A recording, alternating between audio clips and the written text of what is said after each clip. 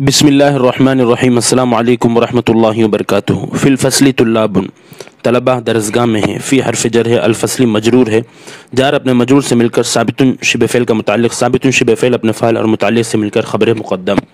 طلاب یہ مبتدا مؤخر ہے، مبتدا اپنے خبر سے مل کر جملہ اسمیہ خبریہ ہوا۔ عندک طلاب، تمہارے پاس طلبہ ہیں۔ عندہ ظرف ہے اور یہ مضاف ہے، کاف مضاف الیہ ہے، مضاف اپنے مضاف الیہ سے مل کر ثابتن کا متعلق ہو کر خبر مقدم۔ طلاب مبتدا مؤخر، مبتدا اپنے خبر سے مل کر جملہ اسمیہ خبریہ ہوا۔ خبر کو مبتدا پر مقدم کرتے ہیں جبکہ خبر جار مجرور ہو یا ظرف ہو، یعنی شبہ جملہ ہو، جیسا کہ مثال مذکور میں آپ نے دیکھا۔ ان دونوں مثالوں میں مبتدا کو مؤخر کرنا یعنی خبر کے بعد لانا واجب ہے، ضروری ہے، یعنی آپ طلاب فی الفصل یا طلاب عندک آپ نہیں کہہ سکتے۔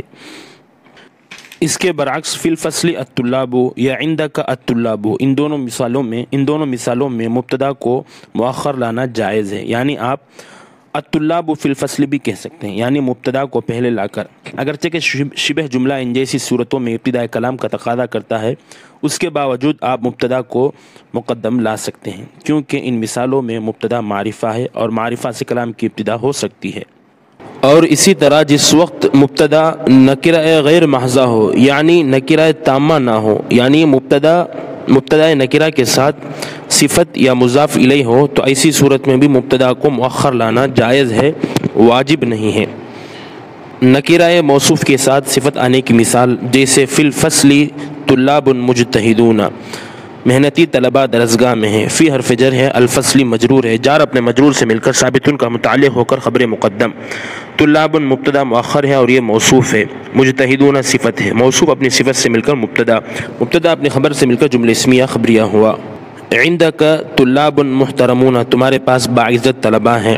عندہ ظرف ہے اور یہ مضاف ہے، کاف مضاف الیہ، مضاف اپنے مضاف الیہ سے مل کر خبر مقدم۔ طلاب مبتدا مؤخر ہے اور یہ موصوف ہے، محترمون صفت، موصوف اپنی صفت سے مل کر مبتدا اپنی خبر سے مل کر جملہ اسمیہ خبریہ ہوا۔ مبتدا نکرہ کے ساتھ مضاف الیہ آنے کی مثال فی الفصل طلاب علم، علم کے طلبہ درسگاہ میں ہیں۔ فی حرف جر ہے، الفصل مجرور ہے، جار اپنے مجرور سے مل کر خبر مقدم۔ طلاب مبتدا مؤخر ہے اور یہ مضاف ہے، علم مضاف الیہ، مضاف اپنے مضاف الیہ سے مل کر مبتدا مؤخر، مبتدا اپنی خبر سے مل کر جملہ اسمیہ خبریہ ہوا۔ عندک طلاب مدرسۃ، تمہارے پاس مدرسے کے طلبہ ہیں۔ عندہ ظرف ہے اور یہ مضاف ہے، کاف مضاف الیہ ہے، مضاف اپنے مضاف الیہ سے مل کر ثابتن کا متعلق ہو کر خبر مقدم۔ طلاب مبتدا مؤخر ہے اور یہ مضاف ہے، مدرسۃ مضاف الیہ ہے، مضاف اپنے مضاف الیہ سے مل کر مبتدا مؤخر، مبتدا اپنی خبر سے مل کر جملہ اسمیہ خبریہ ہوا۔